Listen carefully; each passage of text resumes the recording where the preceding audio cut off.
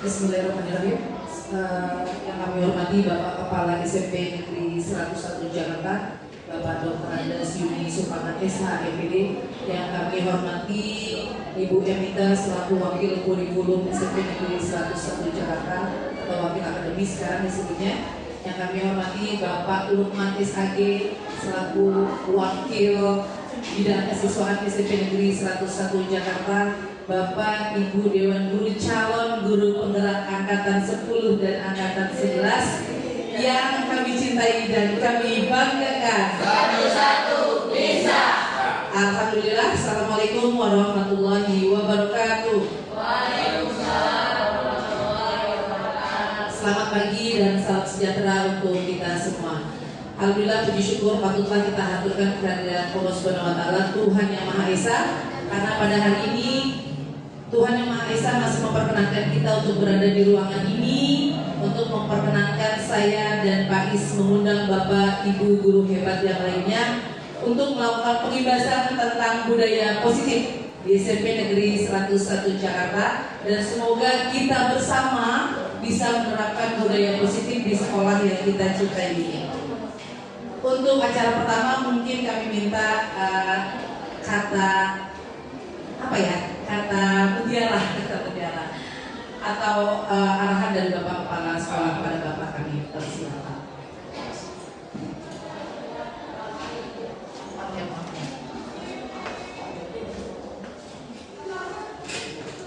Kayaknya duduknya kurang sah, tapi kos. Kosong kan ya? Itu nggak kamera. Oh, kamera, oh gitu. Assalamualaikum warahmatullahi wabarakatuh. Salam sejahtera untuk kita semua. Yang hormat Bapak Ibu Wakil, Ibu Emita, selaku Wakil Bidang Akademik, Bapak Lukman, Bapak Bidang Kesiswaan, Bapak Ibu calon guru penggerak, Bapak Ispa Andi hadir, SPDI ya? Benar? SAG SPDI, Ibu Indah Nurmala dan Balasari gitu ya, selaku JGP juga, Bapak Ibu guru calon-calon ya JGP yang akan datang insya Allah, dan yang sudah terdaftar kayaknya Ibu sedang fresh ya, Bu Ramayeni luar biasa, sambil kuliah sambil ngomong anak sambil CGP luar biasa. Mudah-mudahan ya itu menjadi bekal ya untuk meningkatkan profesionalisme. Karena yang penting ada satu kemauan. Ya, kemauan dulu, baru sisanya nyusul. Ya, ketahuan ini juga harus lewat pengetahuan. Nah, Bapak Ibu, ya, sungguh luar biasa sekolah kita sudah mulai tumbuh. Ya. Insya Allah, saya yakin 5 tahun yang akan datang bisa bersaing dengan 111. Insya Allah, ya. Atau ya, amal-amal ini nggak jauh beda pasti. Ya. Apalagi sekolah kita kan ini luar biasa, ya, gedungnya relatif megah, ya, relatif mudah dijangkau. Mudah jangkau Bu, daripada SMP 111. Ini lebih potensial untuk jadi sanggar. Ya. Tapi kalau sanggar itu beratnya apa? Berat disuruh ngajarnya orang. Ya. Itu pasti akan kebobolan itu. Wakilnya terutama. Ya Bapak Ibu, saya berharap apa yang diperoleh oleh Pak Isfahani dan Ibu Indah ini bisa ditularkan, bisa ditugaskan, walaupun bertahap ya, karena ini juga nggak bisa kayak mindahin air dari satu gelas ke gelas yang lain. Tentu harus dilaksanakan sebagai dasar untuk meresapkan diri. Karena susah, nggak bisa yang namanya semalam belajar semalam nggak bisa. Saya pernah ngajar kuliah di PGRI yang kelas jauh, itu sampai akhir itu aja saya menyerah karena pada kasih mata kuliah filologi. Jadi kasih mata kuliah filologi akhirnya pas saya menyerah. Ya. Kenapa? Nggak mungkin saya itu belajar sampai malam. Walaupun sudah saya coba cari sana kemari untuk cari sumber sampai ke Universitas Gadjah Mada, di Jogja, UI, persakaannya, itu sudah saya belajar semua untuk dalam rangka apa? Mencari sumber. Sehingga pada situ dan simpulan nggak bisa hanya semua. Nah, yang saya berharap Bapak Ibu yang banyak menyusul, buat kita ini bisa menjadi penyemangat, bergerak betul-betul baik kepada guru yang walaupun kita sepuh ya tetap saja punya semangat. Karena justru yang sepuh itu contoh buat yang lebih muda. Nah yang lebih muda contoh buat semuanya, ya anak-anak khususnya.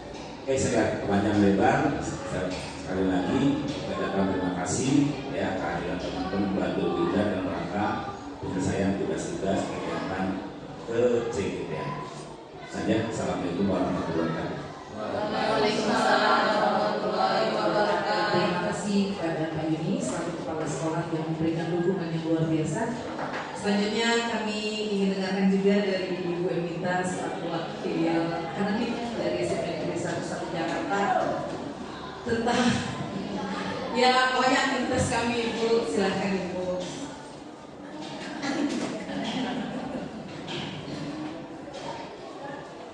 Bismillahirrahmanirrahim. Assalamualaikum warahmatullahi wabarakatuh. Waalaikumsalam warahmatullahi wabarakatuh. Bapak Kepala Sekolah kita, Bapak Infralus Yuni Supahat SHMPD, selaku Kepala Sekolah SMP Negeri 1, Bapak Lukman Hakim, Wakil Kesiswaan, dan Bu Indah, Pak Isfahani selaku CGP Angkatan 9, beserta calon-calon CGP seterusnya, terutama yang sudah terdaftar namanya yaitu Ibu Yeni. Kita harapkan supaya menyusul menjadi apanya nanti kita lihat aja nanti ya.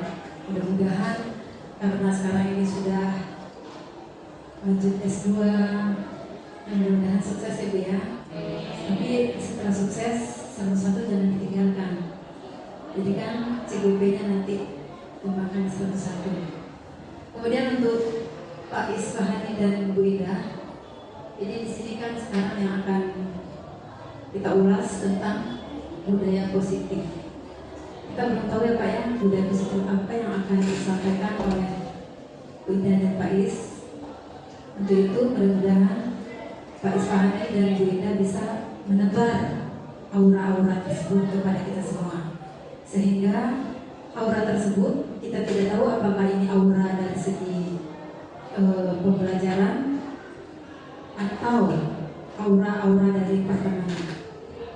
Namun harapan kita sama-sama semua ya Pak ya, semoga aura-aura itu positif di 101. Untuk itu marilah kita dukung teman kita yang dua ini untuk sekarang. Semoga kegiatan ini bisa berjalan dengan lancar. Hanya itu barangkali.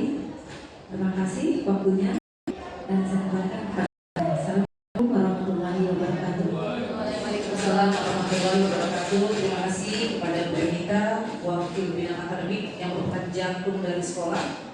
Tak lupa kalau wakil akademik sudah ngasih kata mutiaranya, kami tunggu kata mutiara selanjutnya dari wakil kesiswaan, karena budaya positif erat kaitannya dengan wakil kesiswaan yang juga merupakan guru praktik yang dimiliki di SMP Negeri 101 Jakarta. Pada Bapak Lukman, kami persilakan.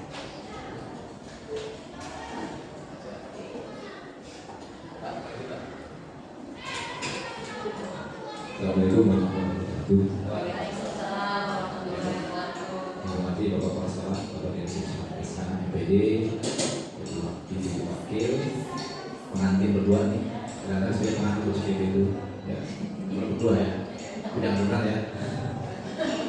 Kita rekan-rekan peserta didik yang kami cintai dan kami banggakan. Bisa. Ya. Ini modul berapa Bu? Udah positif 1.4. 1.4. Jadi ini baru sepertiga jalan Bu. 2001 itu ada 4 ya, 1, 1, 1, 2, 1, 3, 1, 4. Baru sepertiga. Nanti ada 21, 22, 23. Setelah itu ada 31, 32, 33. Jadi ini seperempat yang akhir. Jadi ini belum waktunya sholat tahajud ya, karena ini seperempat malam yang pertama. Belum ya, kedua dan yang terakhir. Baik, saya sedikit saja Bapak Ibu semuanya, ini ya namanya budaya positif ya. Jadi dari mereka berdua nanti kita tunggu bagaimana menyalurkan, memberikan energi positif bagi kita semuanya, terutama anak-anak, tentang hal-hal yang akan dalam keseharian, baik itu di lapangan, di kelas, dimanapun dalam menghadapi anak-anak kita semuanya. Ya, Bapak Ibu, biasakan kita memuji, mengangkat, ya, kita apapun kondisinya, karena di salah mereka pasti ada hal-hal yang positif yang bisa dilakukan. Jangan fokus pada hal-hal yang menjadi kelemahan mereka, sehingga kita tidak lagi bisa mengatakan hal positif di tengah banyaknya hal negatif yang luar biasa. Nah, inilah sesungguhnya bagaimana kita treatment dan segala macam yang bisa oleh kita. Tapi yang jelas kita semua ini perlu memiliki itu semua, sehingga kita dengan anak-anak kita itu tidak cepat memvonis, tidak cepat menjudge dan seterusnya, karena kita harus ditulis. Ya, kemudian ini nanti kita akan yang bareng-bareng, tapi ini kira-kira itu ya, kita gunakan positif. Ini ya pada JKP mohon tidak hanya sebagai teori, tidak hanya berhenti ketika pembelajaran selesai, tapi terus ya diupayakan semaksimal mungkin, karena itu yang terpentingnya. Terima kasih saja. Assalamualaikum warahmatullahi wabarakatuh. Waalaikumsalam warahmatullahi wabarakatuh. Terima kasih Pak Lukman. Bu Ari, kita bantu, boleh Bu Ari, biar kita sambil. Oke, Bapak Ibu, sudah ada kata dari Bapak Kepala Sekolah, dari wakil akademik, dari bidang kesiswaan. Maka selanjutnya kami Bina Kepala Diri dan Habib Fadil akan mencoba untuk melakukan penugasan atas materi yang sudah kami pelajari. Semoga pemahaman kami cukup mumpuni sehingga kami bisa memberikan pengibasan sesuai dengan apa yang diinginkan oleh kementerian. Pak Is, oke. Materi kita atau yang akan kami sampaikan adalah tentang budaya positif, ya. Di budaya positif ada 6 sub yang akan kita pelajari. Stop, Pak Is. Yang pertama, disiplin positif dan nilai-nilai kebajikan universal. Yang kedua, teori motivasi, hukuman dan penghargaan, serta restitusi. Yang ketiga, tentang keyakinan kelas.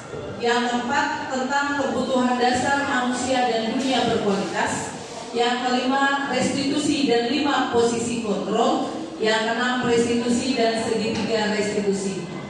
Bapak Ibu yang luar biasa, sahabat PES, buat saya pribadi mempelajari bab tentang budaya positif ini pun luar biasa, karena ternyata saya pribadi cukup tertampar gitu ya. Karena apa yang saya praktekkan di lapangan, ada beberapa hal yang bertentangan dengan budaya positif yang seharusnya kita terapkan di sekolah.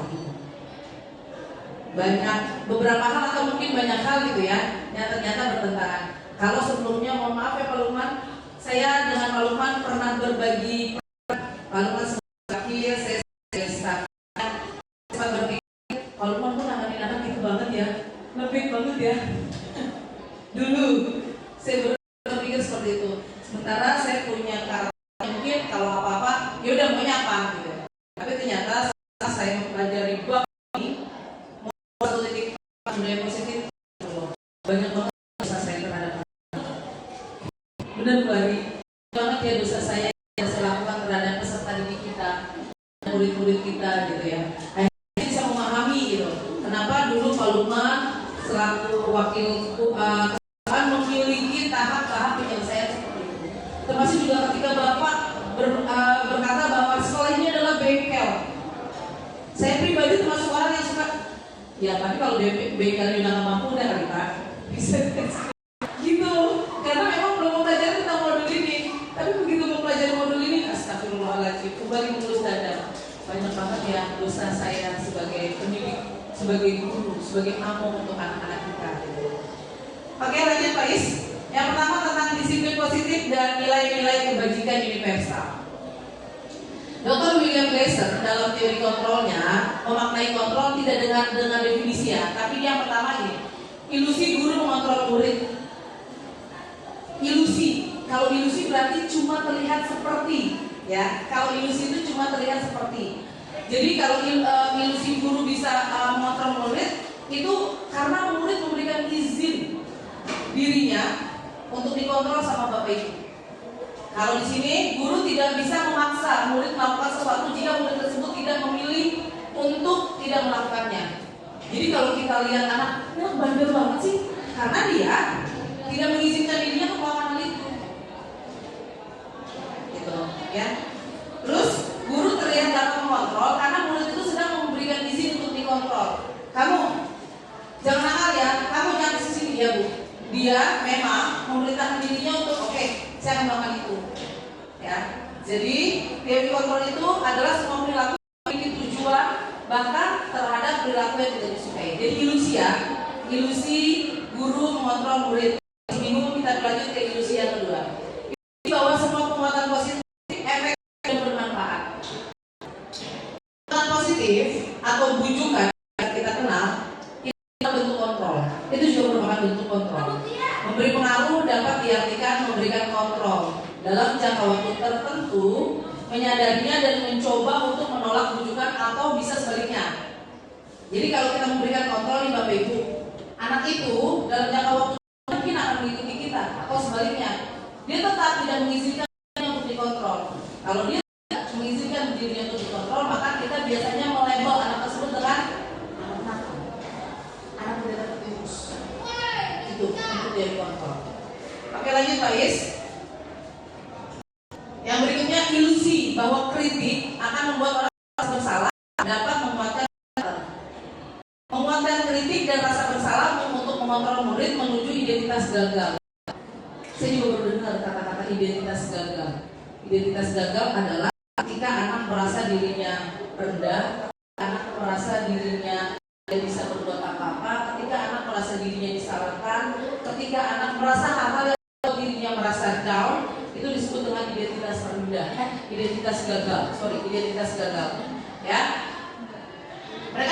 Mereka belajar untuk merasa buruk tentang diri mereka sendiri. Anak-anak yang di-labeling sama kita, ya anak udah dah, lu lagi, udah bahasa lu lagi, labeling ya, lu lagi. Nah, mau berubah. Ketika kita memberikan kalimat-kalimat itu, maka kita sudah menyandarkan identitas gagal ke dalam mereka. Dan itu pun secara psikologis sudah membantu mereka untuk membentuk merasa diri mereka buruk. Seperti itu ya Bapak Ibu ya. Mengembangkan dialog diri yang negatif. Seringkali guru cukup menggunakan kata halus untuk menyampaikan pesan negatif. Kapan sih kamu bisa jadi anak baik? Capek kamu jadi anak baik. Kata-kata sih halus, tapi kita sedang melakukan identitas gagal terhadap itu. Kamu gak capek jadi anak baik? Gak capek kan? Diambil sih kata-kata tidak halus, tapi sebenarnya kita sedang melakukan identitas gagal terhadap diri kita. Bukan, Masya Allah kan? Kayak gitu. Lanjut, ilusi bahwa orang dewasa memiliki hak untuk memaksa.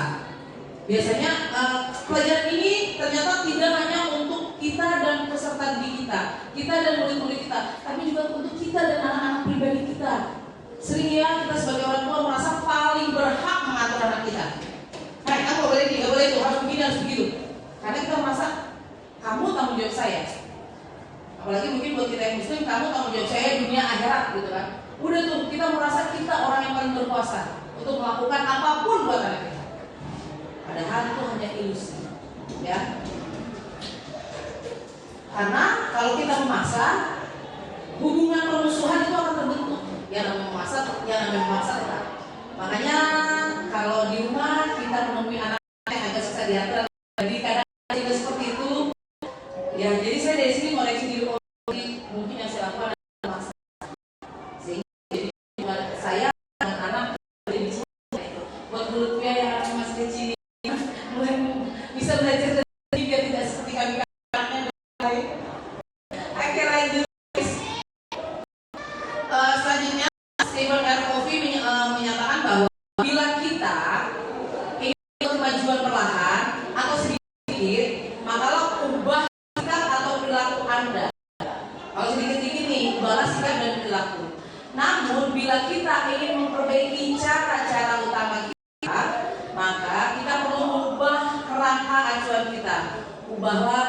bagaimana kita melihat dunia, bagaimana kita berpikir tentang manusia.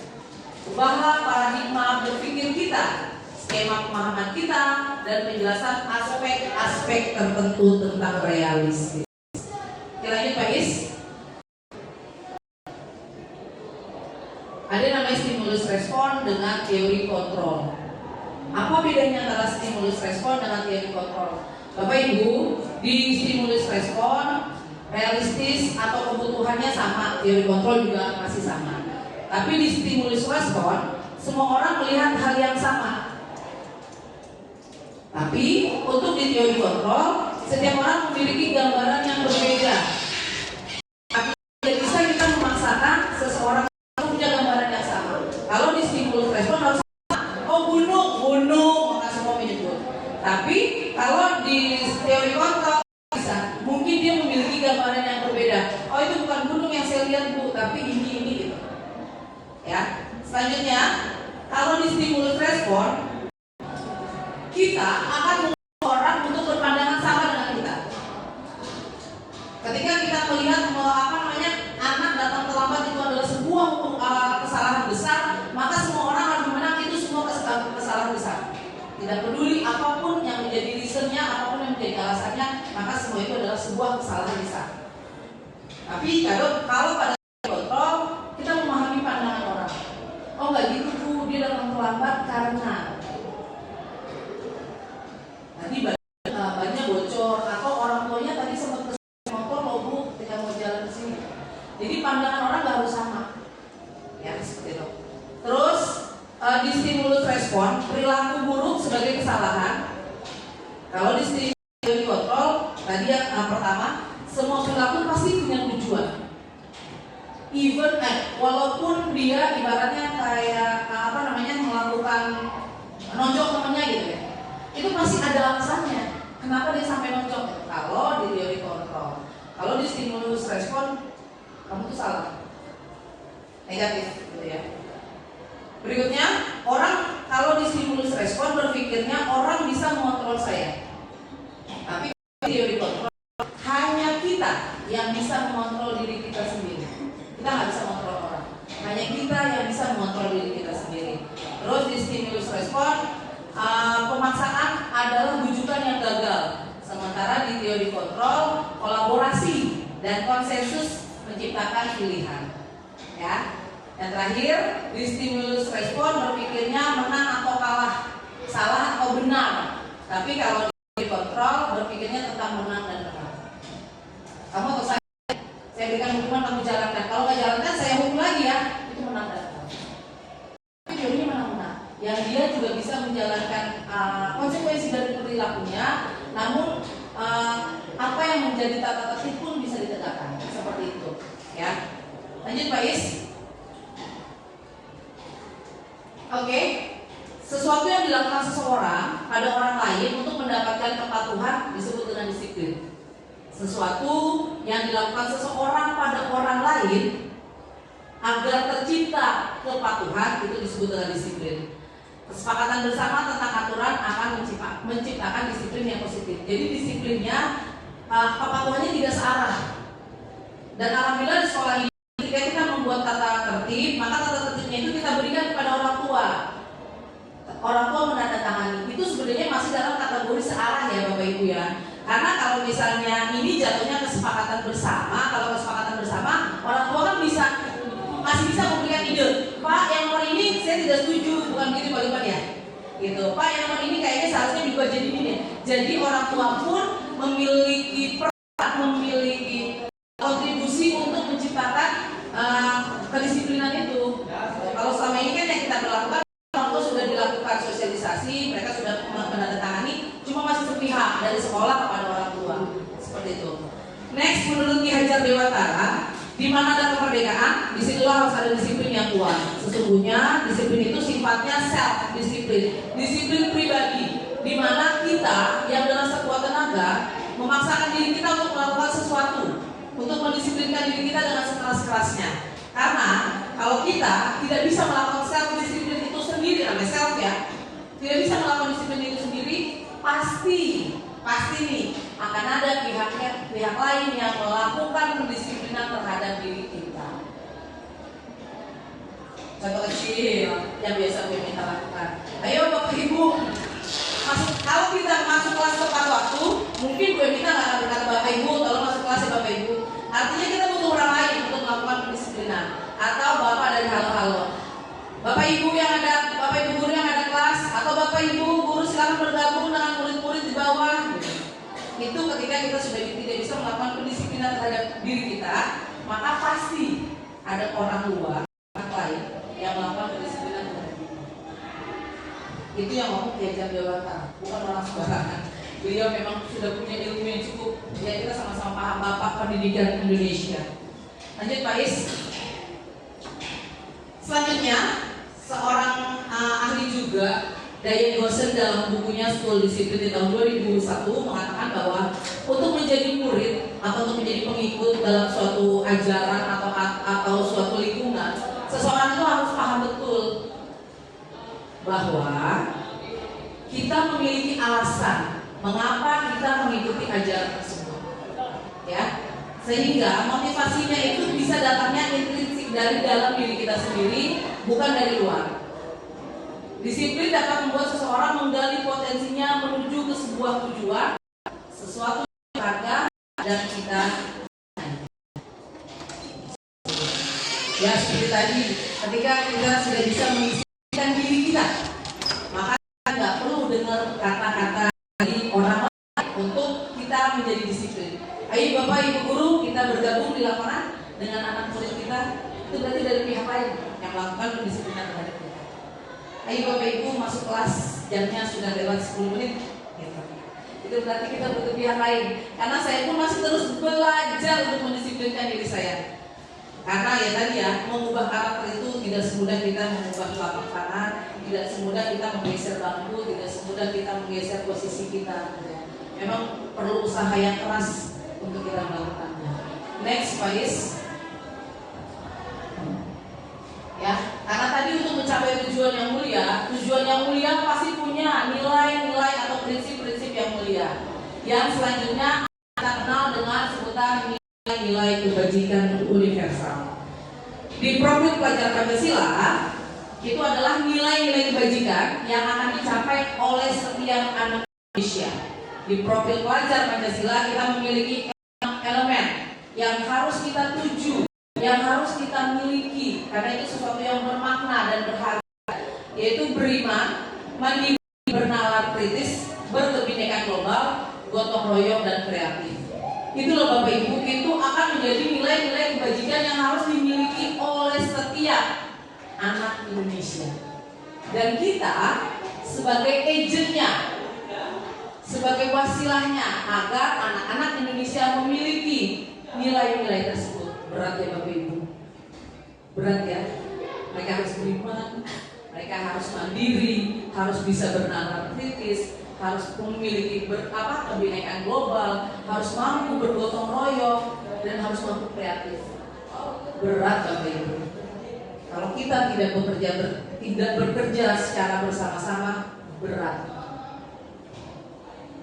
Oke, sikap yang akan dicapai murid, toleransi, rasa hormat, integritas banyak. Ya, segitu banyak sikap yang harus dimiliki oleh pelajar Indonesia, maka tugas kita luar biasa. Harus kita bergandengan tangan supaya kita bisa menjalaninya bersama. Oke, lanjut Pak Is, atau masih saya?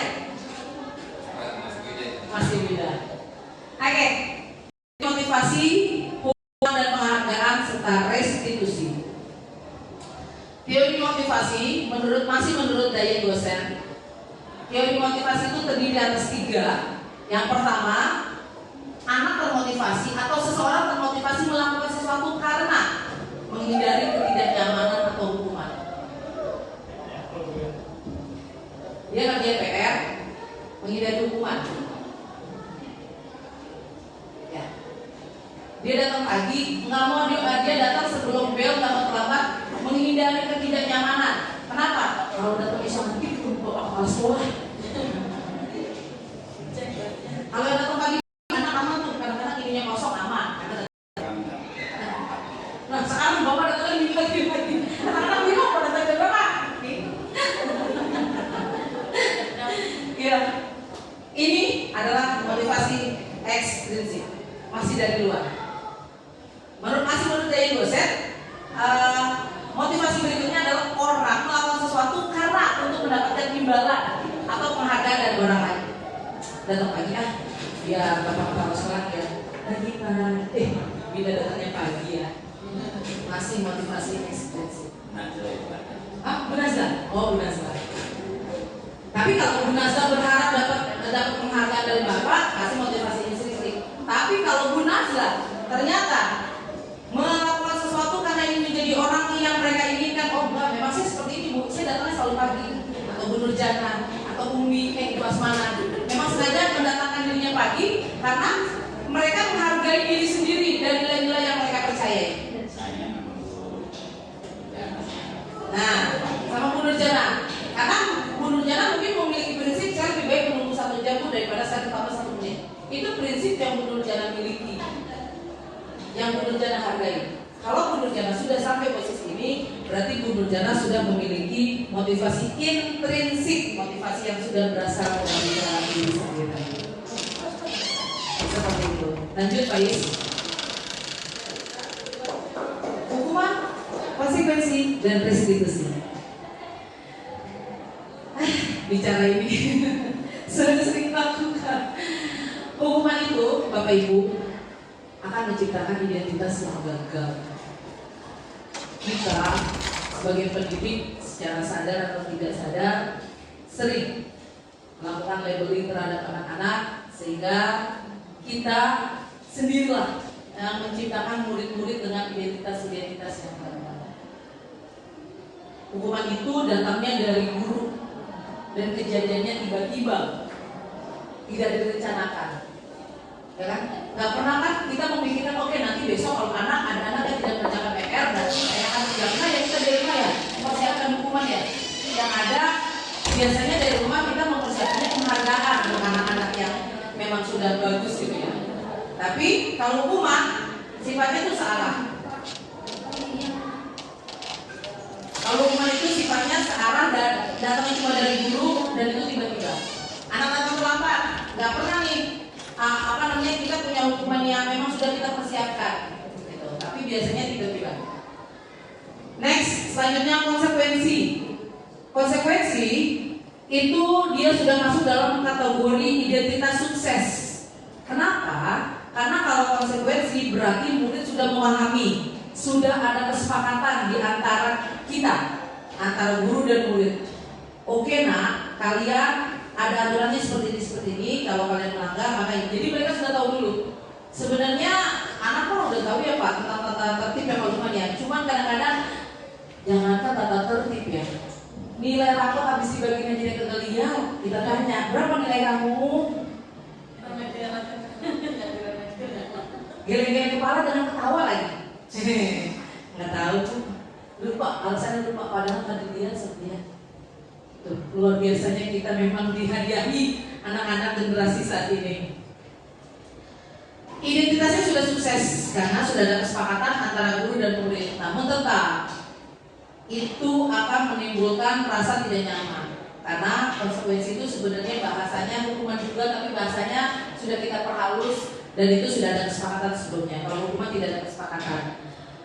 Nah, restitusi. Nah, ini yang harusnya kita lakukan. Ini juga bahasa baru buat saya. Restitusi itu adalah, sahabat Pais, restitusi itu adalah identitas sukses. Ini dibuatnya sama murid. Ada pun dibuat sama murid? Ada. Kita selanjutnya ya. Restitusi itu adalah proses menciptakan kondisi bagi murid untuk memperbaiki kesalahan mereka. Ya.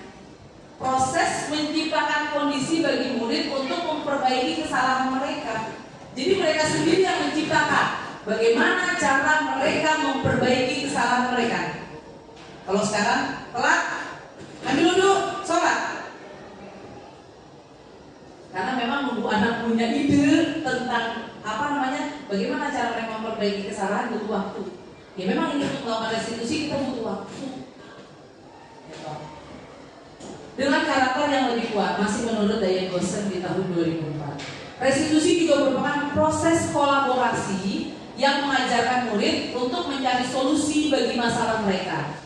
Jadi antara guru dengan murid berkolaborasi, bagaimana mereka bisa mencari solusi atas masalah mereka sendiri dan membantu murid untuk berpikir bagaimana orang lain menginginkan mereka dan bagaimana mereka harus memperlakukan orang lain. Seperti itu. Ya, itu menurut Chelsea Gosen di tahun 1996. Lanjut Pak Is. Nah, kayaknya keyakinan kelas sudah milik Pak Is. Kami persilakan kepada Pak Is Fahmi.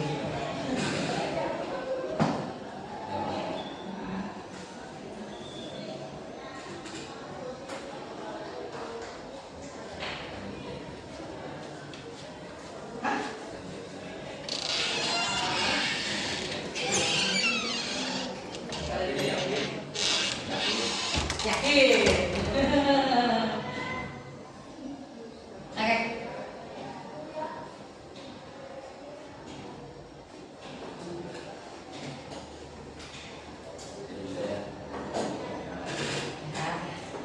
Assalamualaikum warahmatullahi wabarakatuh. Yang sama-sama kita hormati Bapak Kepala SMK Samsung Jakarta, Bapak Ibu Sekolah Besar FPD, yang kita hormati Bapak Ibu Wakil dan rekan-rekan guru sekalian, calon-calon guru penggerak selanjutnya. Amin. Setelah apa yang disampaikan oleh Bu Indah juga bakal kita alami juga nanti, dan apa yang kita rasakan ketika belajar dari calon guru penggerak, seperti juga Bu Ina alami juga, sepertinya rasanya banyak dosa pada murid ketika kita menerapkan sesuatu yang tidak sesuai dengan apa yang kita pelajari saat ini. Ya, ini baru modul 1/4 ya, baru modul 1, baru 4 modul ya, belum modul-modul yang lainnya tuh, pasti lebih banyak dosa lagi. Tapi sedikit demi sedikit kita sedikit perbaiki, kemudian kita rubah, bisa kita laksanakan. Alhamdulillah saya sudah mulai bergerak. Kemarin sudah melaksanakan prakasa perubahan, melaksanakan sholat tasbih bersama-sama di lapangan untuk pertama kalinya. Alhamdulillah sudah terlebih dahulu sebelumnya sudah berkoordinasi dengan kepala sekolah. Kemudian yang sedang dalam tahap perubahan saat ini menuju proses, yaitu membuat training Al-Quran dengan terlebih dahulu, yaitu mendata siswa yang tidak bisa membaca Al-Quran. Kemudian nanti akan ikut modulnya dan dilakukan harinya. Anda sudah setuju juga sama Bapak, tinggal eksekusinya modul dan nama-nama. Oke, pada kesempatan ini banyak sekali materinya yang tadi Bu Ida sudah 3 materi dengan rincian materi-materi susunnya. Ya, dan itulah di CGP ya, semua materi yang saya sudah tiap hari tidur malam, tambah malam lagi tidur jadi pagi. Makanya kalau menyanyi saya jam 1 jam 2, kalau saya nggak ada jam, caranya di rumah sih cuma tidur. Nah, pada kesempatan ini saya akan ngomongkan tentang 3 materi. Ini juga sudah 3 materi. Pertama, keyakinan kelas.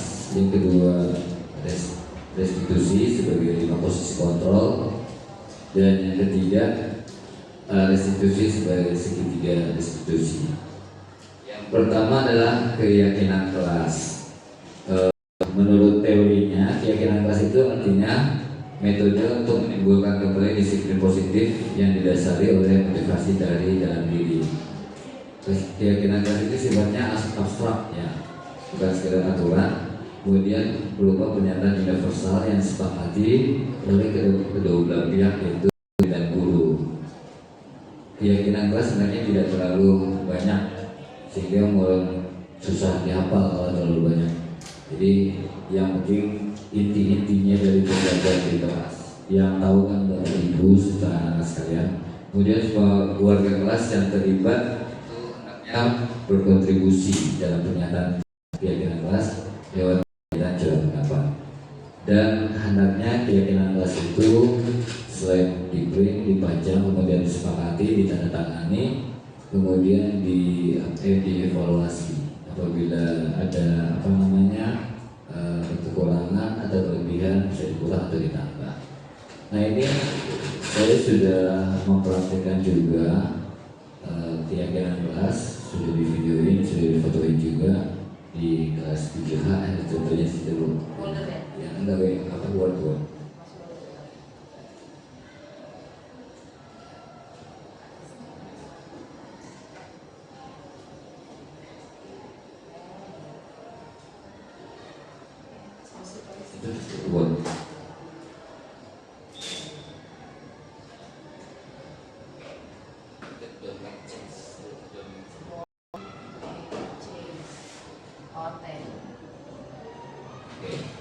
Ini saya sudah pernah di kelas, sudah ada videonya, nanti buat di-share di video PMM juga ya, platform dari kita belajar. Buat saya sudah sudah menjawab soal modul tentang kurikulum Merdeka Belajar, tinggal mengupload aksi nyata ini, videonya sudah disiapkan beserta foto-fotonya. Di kelas 2 sudah dipraktikkan keyakinan kelas dengan diskusi menyepakati antara guru, saya sebagai guru PAI di kelas 7H bersama murid-murid di kelas 7H. Nah, ada poin-poin, ada 11 poin yang disepakati di kelas ini berdasarkan dari syarat masukan dari seluruhnya, dan seluruhnya tidak ada yang sifatnya negatif ya. Karena keyakinan kelas semuanya positif, jadi jangan nggak boleh kata-kata tidak boleh atau jangan dilarang. Jadi semuanya sifat negatif. Satu, datang tepat waktu. Misalkan tidak boleh telat gitu kan. Dan menjaga ketertiban kelas. Sehingga kadang-kadang tidak boleh tidur, tidak boleh bercanda gitu. Itu lebih ke menjaga ketertiban kelas. Kemudian mengerjakan PR dari guru. Nah, ini kan ada bahasa negatifnya, tidak mengerjakan PR. Kemudian membuat sampah pada tempatnya. Nah, ini bahasa negatifnya, dilarang buang sampah sembarangan. Mendengarkan guru saat mengajar, jaga kebersihan kelas, dan seterusnya sampai kelas itu ya. Ini tinggal di-print, kemudian ditandatangani sama siswa. Nah, kemudian ketika kita mengajar, apabila ada salah satu yang mereka baik kita juga melanggar, kita yang mengingatkan. Ingat gak kalian apa keyakinan kelas kita? Jadi kita tidak perlu misalnya menghukum kamu ini gimana gak pernah kerjain PR. Cukup ingatkan dengan apa yang sudah disepakati atau apa yang sudah diyakini berdasarkan kesepakatan di antara kita sendiri. Ibaratnya ini adalah perjanjian antara kita dengan mereka. Akad nikahnya, akad ijab kabul antara guru dan murid di dalam pembelajaran di kelas. Dan bisa jadi kalau misalnya semua guru di tiap kelas itu keyakinan kelas seperti ini, kan bisa berbeda-beda ya. Mungkin juga secara umumnya sebetulnya sama ya, paling sama seperti ini, cuman mungkin beda urutan, tapi juga mungkin ada yang lebih spesifik lagi yang dibuat oleh guru dengan murid di kelas tersebut. Jadi bisa jadi kalau bisa 10 guru mengajari satu kelas tertentu, keyakinan kelasnya ada 10 misalnya. Kalau mengajar SD kan cuma paling 3 ya, wali kelas, kemudian guru olahraga dan guru agama. Sementara di SMP itu ada 10 guru, bisa jadi di kelas itu ada 10 keyakinan kelas yang berbeda. Atau bisa juga sama, tapi mungkin poinnya ya yang urutannya berbeda.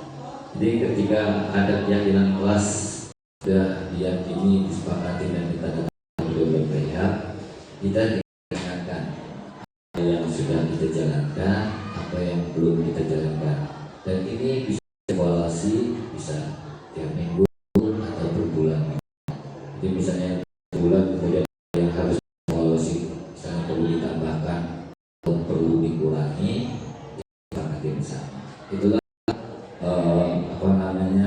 keuntungannya kita saling berdiskusi, kemudian kita saling menyepakati, dan ini tentunya akan memihak kepada murid ya. Jadi bukan kita yang membuat aturan sendiri, tapi ini adalah hasil dasar usulan dari mereka. Mereka lah yang menentukan apa yang ingin mereka sepakati, apa yang ingin mereka lakukan, apa yang ingin mereka tegakkan. Seperti itu gambarannya. Ini beda.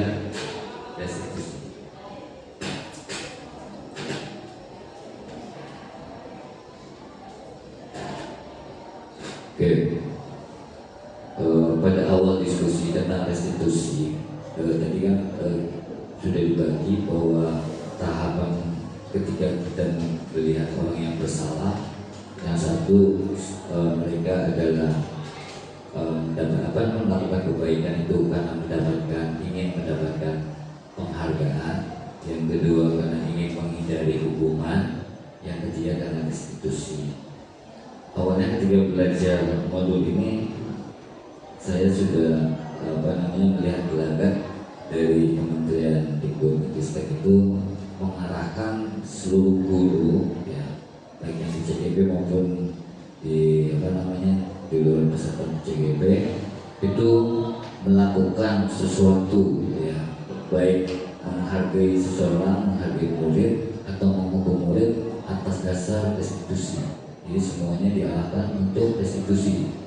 Jadi tidak ada lagi guru yang memarah-marahi, mencaci maki anak, apalagi sampai memukul. Bahkan mereka bersalah pun kita harus rangkul, kita harus bela, kita harus tahu apa yang mereka maksud. Nanti akan dicontohkan bagaimana cara mengatasi restitusi. Alhamdulillah saya sudah bikin video tentang restitusi ini dengan simulasinya dari anak teater dengan kasus yang anak-anak nongkrong di balkon. Anggapnya mereka yang nongkrong di balkon. Ya, jadi ada 5 posisi kontrol restitusi. Yang pertama sebagai guru sebagai penghukum, yang kedua guru sebagai pembuat rasa bersalah, kemudian guru sebagai teman, kemudian guru sebagai pemantau, dan guru sebagai manajer. Ketika kita menghukum seorang murid atau mengadili seorang murid, maka kita bisa berperan sebagai 5 ini. Nah, tentunya ada tingkatannya. Yang paling tinggi adalah guru sebagai manajer. Jadi yang pertama guru sebagai penghukum, ciri-cirinya benar. Nada suaranya tinggi, matanya melotot, menunjukkan kamu itu ya. Itu udah kita tahu nada pasti kan menghati, caci maki, mungkin membuli, mungkin juga sarkasme, kemudian mungkin kita melakukan saran dan sebagainya.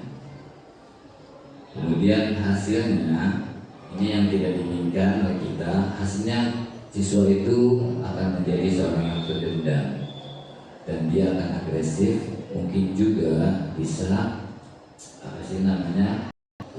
selalu mengingat kita, dan akan suatu saat apabila kita lengah sedikit kita akan diancam. Terus saya pernah pertama kali masuk ke sekolah, padahal saya cuma suruh ketika anak upacaranya tidak rapi, Pak, gimana Pak? Saya tunggu nanti di depan. Kayak gitu aja. Pagi saya pertama kali masuk sini. Belum pernah saya di 189 digituin sama siswa. Baru masuk seminggu saya di kotor kayak gimana? Gue tunggu di depan. Kalau misalnya saya emosi, mungkin saya sabar Pak. Karena cuma ingatin upacara doang. Kemudian guru sebagai pembuat rasa bersalah. Nah, di sini memang tidak siswa tidak dihadiri dengan suara yang keras, tapi dengan suara yang lembut, ya. Tapi membuat dia tidak nyaman, ya. Membuat dia merasa bersalah, membuat siswa itu merasa bersalah dan selalu menyalahkan dirinya, sehingga dia rendah diri dan minder karena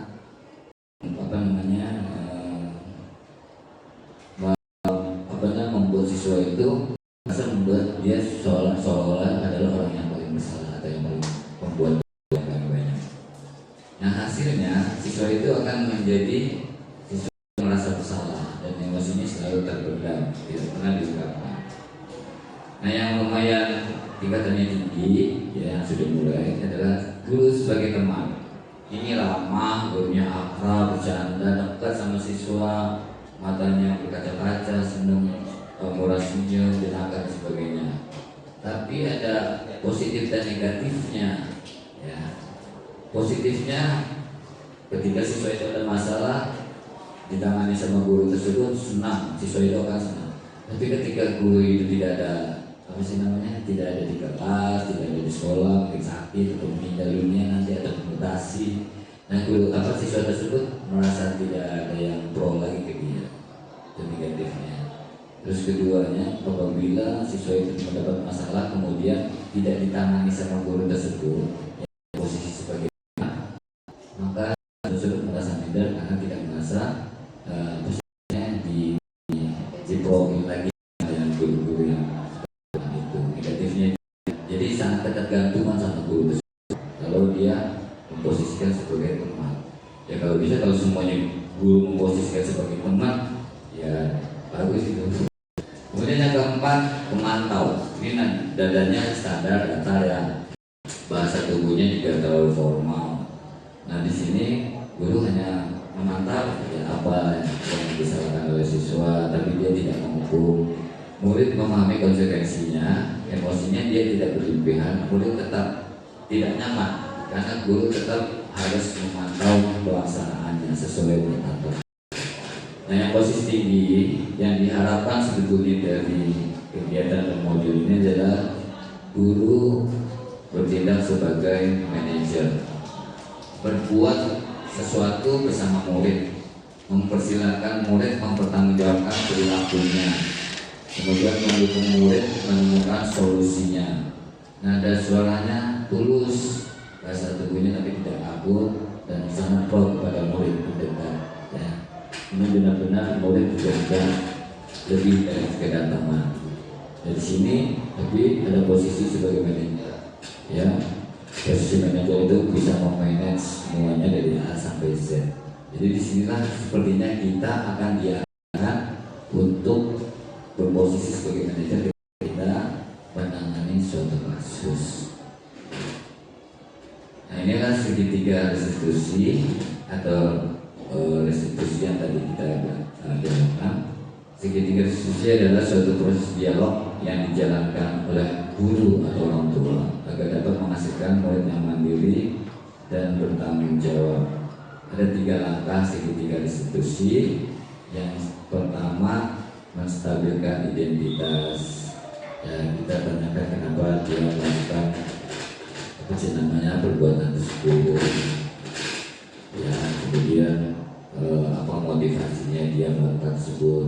Jadi tidak langsung menjudge dia salah, kemudian langsung dia tidak hukum, kemudian kita bunyikan peraturannya, dan kemudian apalagi sampai kita caci maki, kemudian kita pojokkan dia, sudah dia bersalah, kemudian kita caci maki lagi dengan keluarin hadis masuk neraka.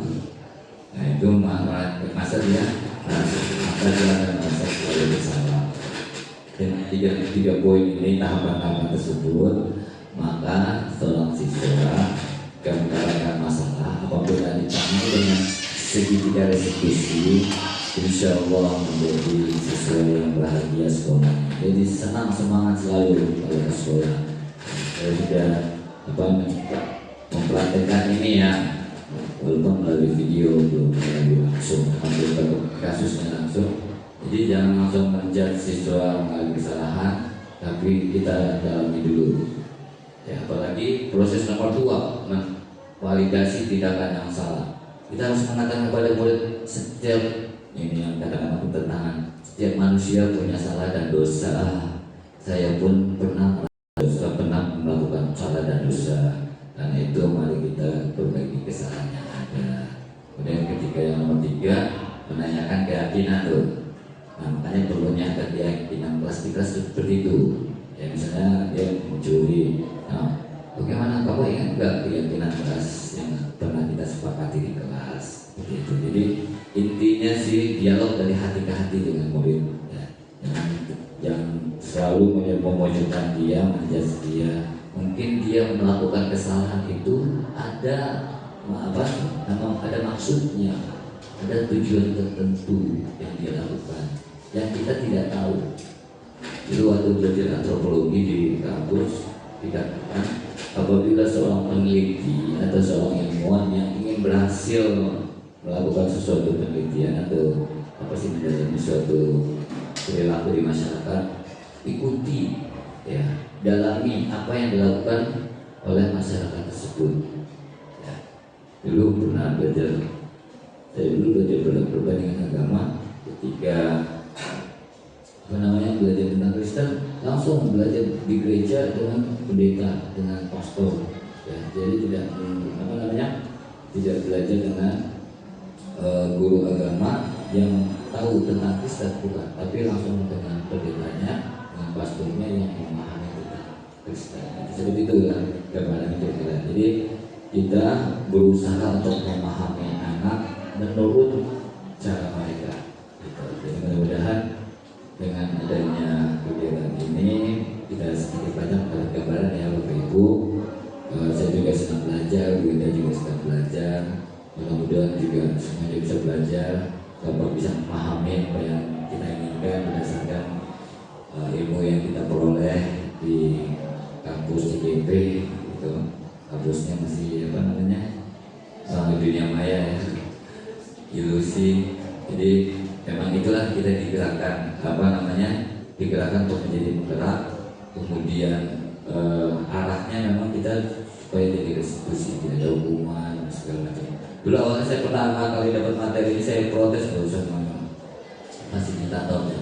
Kita semua CGP diarahkan restitusi, ya tidak ada hukuman, tidak ada segala macam. Tapi ketika daftar CGP kita disuruh membuat surat pernyataan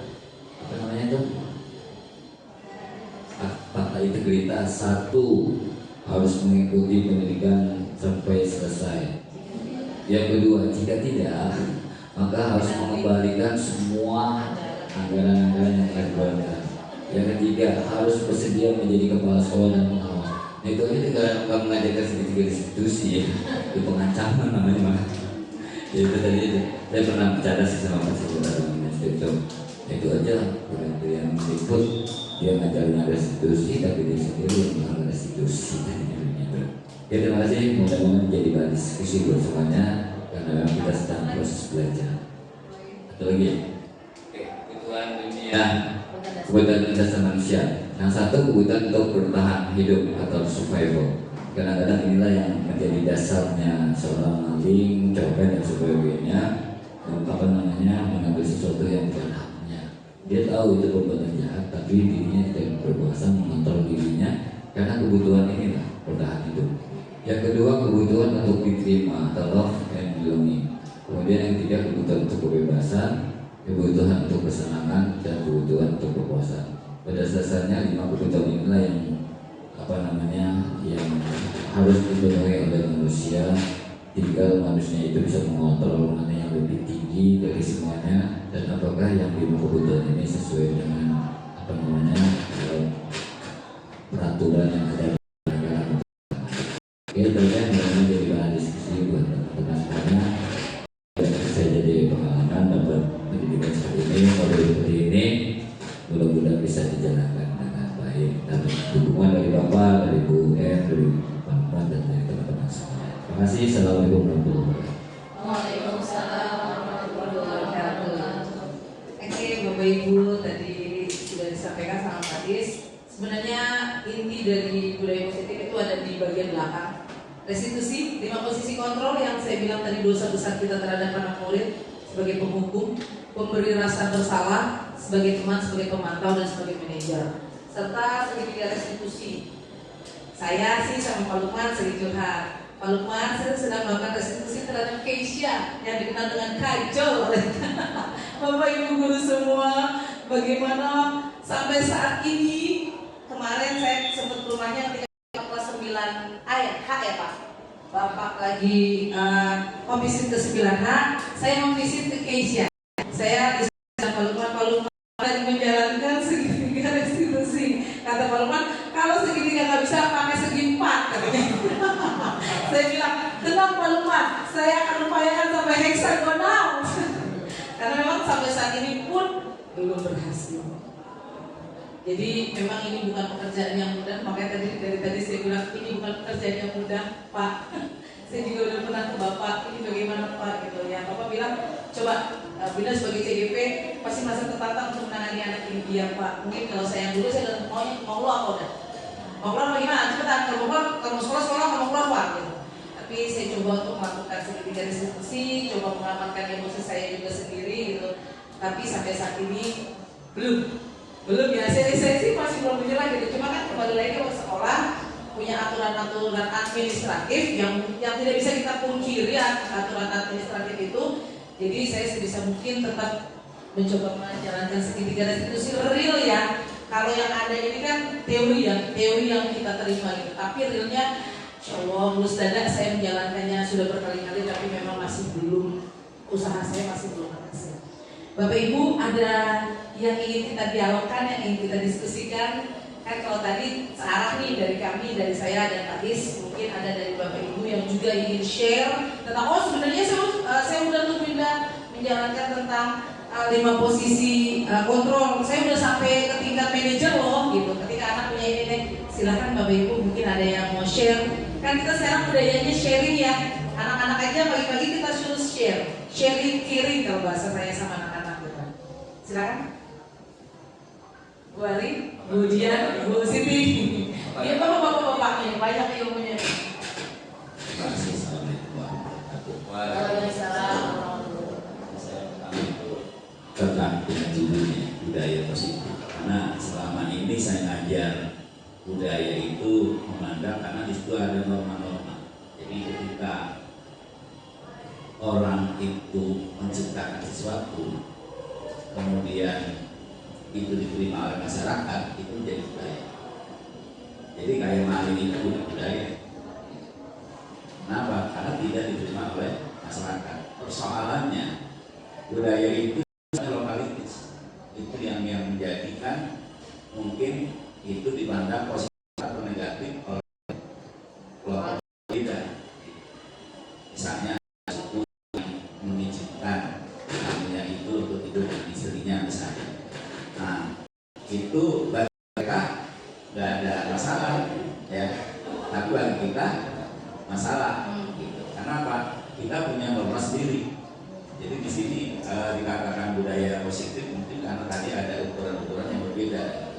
Dari ukuran ini adalah terkait dengan apa perilaku anak di sekolah, ya. Nah, sedangkan budaya itu kan universal, sehingga di sini ya memang ya label positif itu memang bisa diberikan karena ada apa namanya perbedaan lingkungan.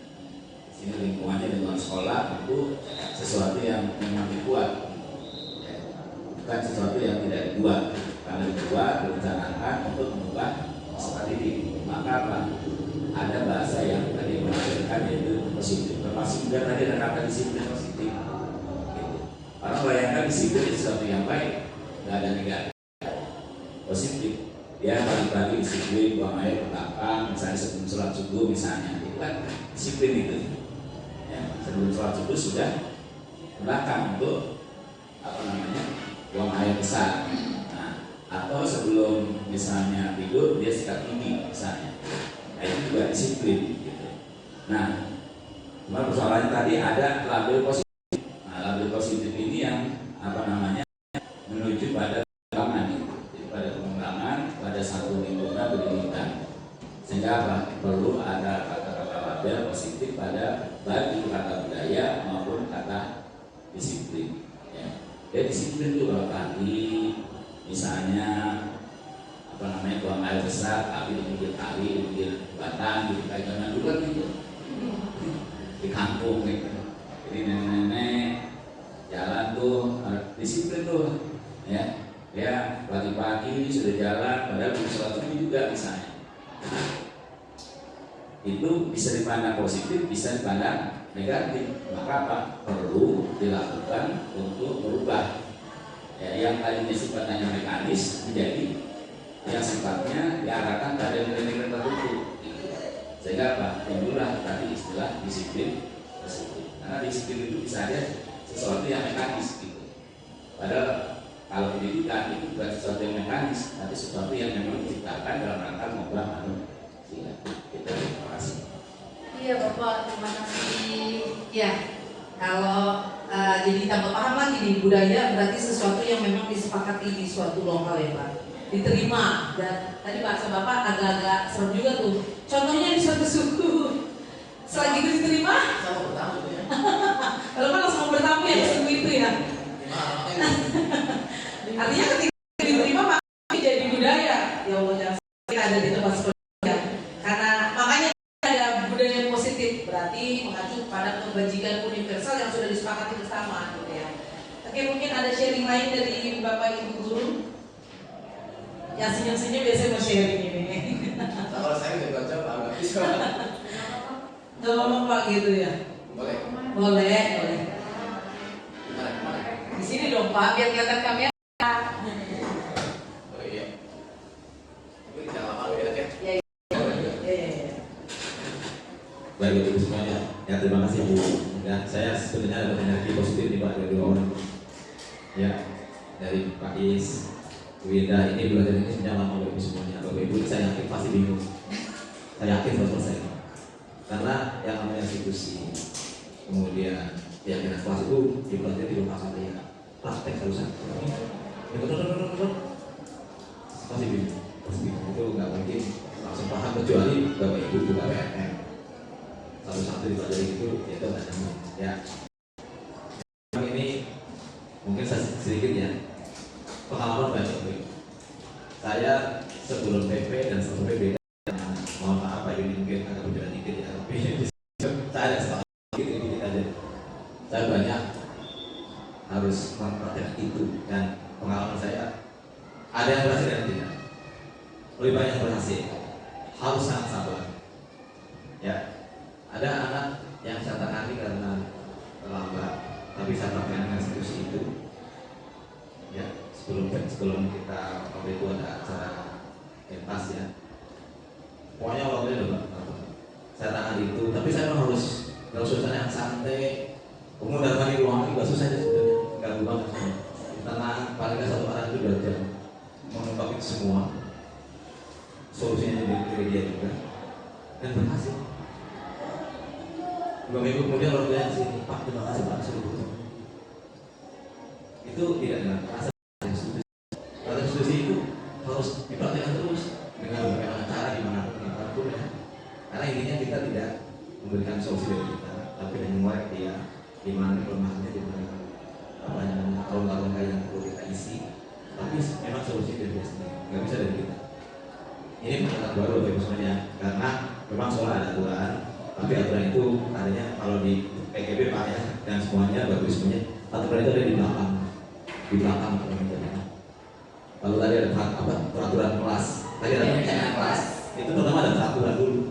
Ada peraturan, nanti disalikan lagi, diolah lagi menjadi terakhir nanti dijadikan. Jadi kelas sebenarnya itu beberapa saya sebenarnya. Saya datang terlambat menjadi disiplin, kerjaan PR menjadi disiplin dan seterusnya itu. Buang sampah menjadi hanya kebersihan. Tapi itu memang adanya aturan itu ada di belakang. Nah ini mungkin yang kita kadang-kadang kita memang aturannya ini sebagai langsung tes. Sementara padahal dalam pendekatan baru ini itu banyak sekali hal-hal yang kita abaikan sebelumnya, tapi sebelumnya diminta tetap berpraktik. Mengadakan yang luar biasa. Tantangan kita luar biasa daerah sekali dengan Arizona yang 1001 masalah. Kalau kita emosi siapa kita ya tetap melanggar kita. Ya jadi saya coba kayak Davi. Saya coba terus itu. Menurut saya dalam saya sampai saya ngomongin lagi. dan sekarang kayaknya menurut saya membaik. Tadinya itu ke saya wali murid itu gak satu orang, Pak jangan dengan dia Pak, saya nggak mau pindah, saya jangan dia, gak ada sih. Tapi sekarang alhamdulillah ada perubahan. Saya mau sampaikan tulis dia jadi berhasil dengan begitu cara ya udah, karena kalau aja udah kita, tapi itu pun masih saya ikuti terus ya teman-temannya.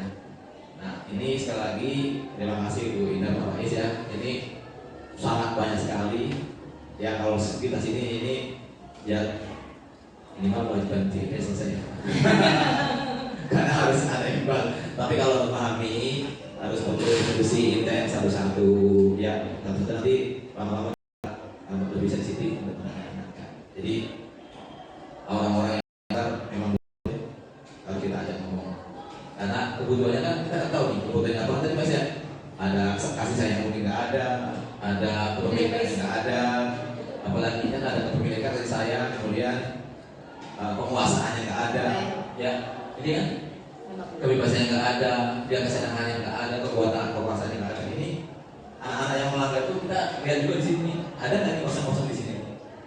Makanya perlu sabar luar biasa kosong. Ya, yang ini semua Bapak Ibu kalau mau pelajari ini ada di BMM, semuanya ada. Yaitu yang muncul dari studi dan kita semuanya untuk ini, karena yang nggak ikut CGP, ikut ini semua udah sebut harus ada sertifikat. Ya saya juga belum ya, karena nyatanya itu luar biasa. Tapi modul-modul yang ada di BMM itu semuanya mempelajari. Ya. Jadi ini yang disebut dari kemudian sebagai transformasi sekolah yang sekarang ini. Ya. Jadi kalau masih marah masih ini, ya itu berarti belum nyampe nih. Makanya saya mengamati SPAD juga, mengamati kan di lapangan itu dari saya juga masih ini nggak umpamanya di lapangan gimana. Ya mohon maaf saya mengamati semuanya, karena saya berusaha semaksimal mungkin untuk walaupun mau mungkin baik mengapa saya juga harus konsisten. Saya yakin banyak banget untuk menghadapi anak-anak yang jelas kan dengan anak-anak kalau kita soft itu jauh lebih baik nggak harus dengan musuh ya. Ya kalau sebut ayatnya ya, ayat yang keras ada sebenarnya. Kalau ayat ada dua Bu, baik Bu, ada yang keras ada, ayat yang halus juga ada semuanya ada ayat yang pakai yang keras Bu, ada panduannya. Tapi yang pasti pendekatan sekarang di sekolah-sekolah itu seperti itu. Nah ini kan mengeluarkan nih dari dua orang nih, coaching cuma satu dulu Bu ini berarti kan ada yang lumayan kan bisa 7 ada lagi, tapi dulu ini satu apa? Karena itu satu sekolah itu minimal 25% yang memahami tentang ini. Saya sangat menyayangkan di BK belum ada gitu loh, karena itu kunci juga di BK. Kalau BK ada, di sekolah ada, itu sektor dan saya di BK belum ada. Kemarin Pak Ian sangat berharap banget dia sukses selesai, tapi berikutnya belum sampai sukses. Mudah-mudahan kalau mau nggak coba lagi ya, angkatan sekarang. Kalau mau coba lagi pendekatan baru kan jangan banyak. Walaupun mungkin masih banyak dari studi ya, mohon maaf ya. Namanya kan pendekatan baru di era Pak Mas Menteri. Ya, mungkin kalau mau share itu di masa-masa yang satu sisi aja, yang kan itu ada beberapa topik itu, ada beda positif, ada posisi kontrol, mungkin nanti satu atau dua gitu Pak Is atau Bu Indah itu mungkin biar teman agak paham gitu. Kalau ini kan ada paham nggak Bu Ibu ini kira-kira dengan itu? Sudah banyak banget materinya.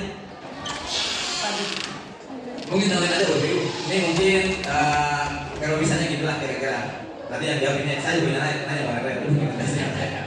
Kira-kira kalau ada misalnya ini nilainya nggak ada nih, kosong semua. Nah gimana nih kita Pak Is atau Bu Indah yang jawab? Kosong semua. Kita kira-kira nangannya sesuai dengan itu, kira-kira gimana caranya nih? Nilainya nggak ada ya. Karena nanti ketika Bapak Ibu ngajar ada PP yang kosong kelas itu juga akan diungkap juga. Ya, mungkin itu sedikit pertanyaan bagaimana kira-kira kalau ada anak yang nilainya nggak ada, anak-anaknya bagaimana yang sesuai dengan pedoman tadi, pedoman apa tadi namanya? Posisi kontrol.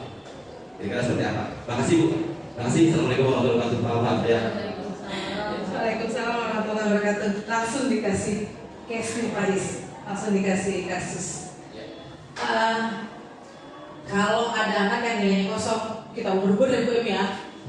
Sampai dapat nilainya. diberubah sampai dapat nilainya. Ya, itu dulu. Sekarang belajar untuk kalau berdasarkan 5 posisi kontrol, ya pasti kita sudah harus meninggalkan 2 posisi yang memang harus kita tinggalkan, Bapak Ibu. Penghukum dan pemberi rasa bersalah itu harus kita tinggalkan. Mungkin kalau kita tidak bisa pada posisi manajer, at least paling tidak kita sudah harus berupaya pada posisi teman pemantau. Syukur-syukur yang diharapkan tadi kita sebagai posisi manajer ya Pak. Kalau anak yang nilainya kosong, kita ya kalau cara cepat sih udah ini ada tugas kerjain selesai dapat gitu ya. Tapi itu motivasinya kembali kepada motivasi ekstrinsik. Itu motivasi dari luar aja. Cuma untuk menimbulkan ketidaknyamanan menghindari ketidaknyamanan sama hukuman. Tapi kalau misalnya kita memang tadi kalau penanganan itu memang waktunya nggak singkat. Kita harus berdua berhadapan sama anak tersebut. Kita tanya kalau misalnya pakai posisi kontrol sebagai manajer, berarti kita bisa bertanya sama anak itu penyebab dia tidak mengerjakan PR.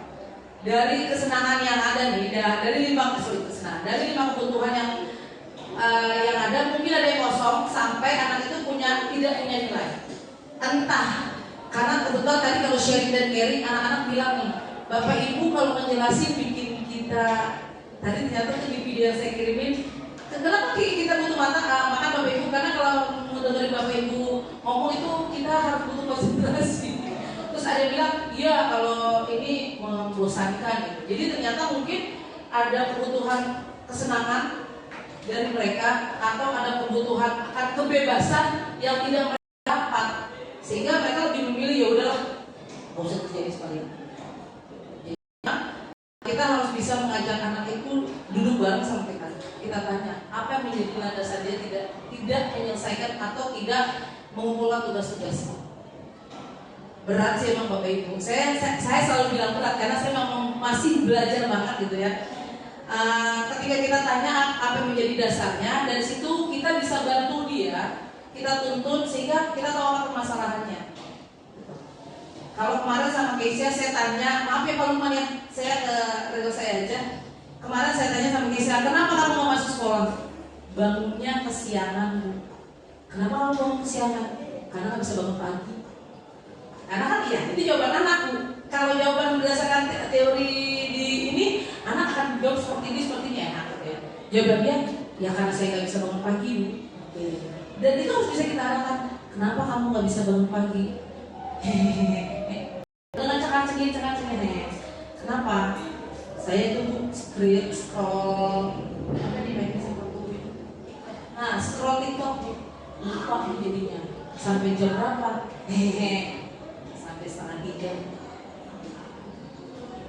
Sampai setengah 3 dia scroll TikTok, makanya dia nggak bisa bangun pagi. Setengah 3, setengah 4 baru tidur. Akar permasalahannya kita tahu dia melakukan apa? Dia lihat HP sampai dengan setengah 4. Nah anak ini, si Keisha ini harus diberikan kesadaran bahwa ini loh akar permasalahannya dia. Andaikan dia tidak melihat TikTok sampai dengan setengah 4, dia bisa tidur lebih awal, dia bisa mengatur waktunya, mungkin dia nggak akan bangun kesiangan. Dan ini nggak langsung anak bisa menjawab dengan kira-kira kamu punya cara nggak ya supaya kamu tidurnya tidak sampai setengah 4? Jawabnya nggak tahu. Terus kita mau bilang apa kalau dibilang nggak tahu? Tapi kita nggak boleh nyerah, tetap kita arahkan. Nah, yang bikin kamu tidur apa sih nak? Itu tadi Bu, saya lihat TikTok. Nah, berarti gimana caranya supaya kamu tidak tidur setengah 4? Alhamdulillah dicoba lagi. Dan saya ulang lagi, mundur lagi gitu. Jadi memang anak itu harus menyadari ini permasalahan saya. Tadi kalau Lukman bilang ada butuh waktu sebentar Pak. Jadi kalau buat saya seperti itu memang agak berat, bahannya bukan agak berat gitu. Tapi ya itu Pak. Kalau dari posisi 5 posisi kontrol, jadi manajer yang harus dijalankan, cari tahu akar permasalahannya, bukan langsung nyuruh anak ya. Memang sih kalau lagi-lagi diburu waktu, besok mau dibagiin rampung lagi.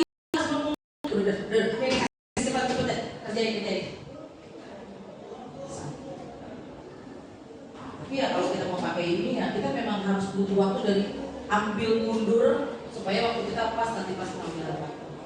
Seperti itu. Kalau dari saya, kalau dari Pak Is silakan. Ini pertanyaan teks. Kalau 5 posisi kontrol tadi udah ya dijawab dulu dan sepakat semuanya harus posisi manajer. Kalau pengen gampangnya yang pengen jadi penghubung kalau kita mau kampanye dengan suara tinggi, matang kita keluarin semuanya, kita punya tunjuk, kita hati dan sebagainya. Coba sekarang kan kita harus menghindari itu. Nah, manajer tadi sudah dijelaskan beda. Kalau untuk institusi segitiga institusi, yang pertama harus pendekatan kepada Keisha, bahwa memang kita setiap manusia itu pasti punya kesalahan, dosa, termasuk diri kita sendiri gitu ya. Sebagai kelas juga harus pendekatan seperti itu. Kita merendah sebagai orang, sebagai posisi manusia yang punya salah dan dosa. Kemudian kesalahan-kesalahan yang dilakukan oleh Keisha, misalnya karena dia sering tidur malam, ya harus dicari tahu kenapa dia sampai tidur malam. Tadi sudah dilakukan sama Bu Indah bahwa dia memang tidak sekolah itu atau jangan sekolah itu dunia malam. Tapi kalau saya lebih enak saya itu, saya lebih tidur lebih malam lagi dari Keisha, bisa berbanding gitu. Saya lebih malam dari kamu, tapi saya lebih pagi dari kamu. Itu kalau kita mau kasarnya gitu. Cuma kita tidak boleh seperti itu. Jadi harus tahu penyebabnya, kemudian bagaimana solusinya bisa mengatasi dia supaya bangun pagi. Kemudian tadi tunjukkan keyakinan kelasnya itu. Kan kesepakatan kita di kelas bahwa kamu harus ya apa-apa gitu ya, seperti yang tadi dicontohkan. Jadi itulah gunaan yang dia jadi Bu Indah. Kalau misalnya Bu Indah di kelasnya ada keyakinan ini, misalnya gini, datang tepat waktu, tidak boleh kehadiran harus sekian persen. Nah, jadi anak-anak itu tertantang untuk menepati apa yang dia ini dan sepakati bersama begitu. Jadi mudah-mudahan dengan ada keyakinan kelas, kesepakatan kelas antara guru kelas dengan siswanya di kelas, insya Allah akan berjalan dengan lancar. Terima kasih Pak. Oke, Bapak Ibu sebenarnya mau berlama-lama kita. Cuma karena mohon maaf janjinya kami mengundang Bapak Ibu hanya dalam waktu 1 jam. Ada aktivitas belajar mengajar juga yang harus kita lanjutkan. Mungkin untuk sesi berikutnya Bapak Ibu boleh kita langsung berdiskusi secara personal ya, karena memang kalau untuk ngumpulin ini berarti kita memakan waktu kita untuk melakukan pembelajaran. Bapak Ibu terima kasih sekali lagi, luar biasa. Terima kasih kami ucapkan dari saya dan Pak Is sebagai CGP Angkatan ke-9 yang sedang melakukan pengibasan tentang budaya positif. Semoga kehadiran Bapak dan Ibu semua ke ruangan ini bisa memberi ilmu baru untuk kita semua, menjadi pahala untuk kita semua, dan yang terpenting bisa menggerakkan hati kita untuk menerapkan budaya positif di sekolah yang kita jalani. Mohon maaf bila ada kesalahan, mohon dibukakan pintu maaf apabila dalam penyajian juga tidak jauh dari seperti yang diharapkan. Sekali lagi mohon dibukakan pintu maaf. Sekali lagi untuk yang mau tutup dengan doa. Oke, kita tutup dulu ya sebentar dengan doa. Saya dari pembawa acara sekaligus pembicara mengucapkan Assalamualaikum warahmatullahi wabarakatuh. Bapak Ibu sekalian, marilah kita akhiri kegiatan dengan membaca doa. Mudah-mudahan kegiatan hari ini mendatangkan manfaat untuk kita semua. Al-Fatihah.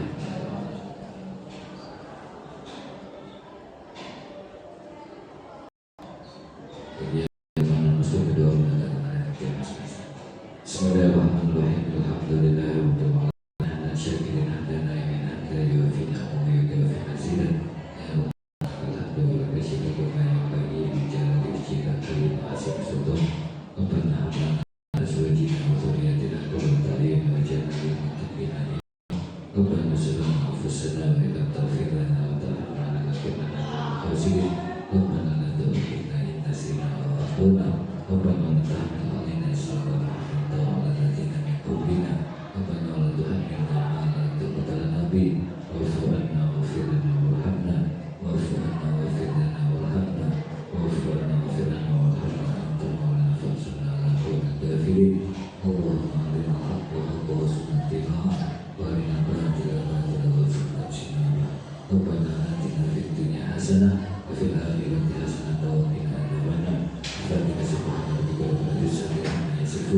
Wassalamualaikum warahmatullahi wabarakatuh. Juga ucapkan terima kasih atas kehadiran Bapak Ibu semuanya. Kurang lebihnya mohon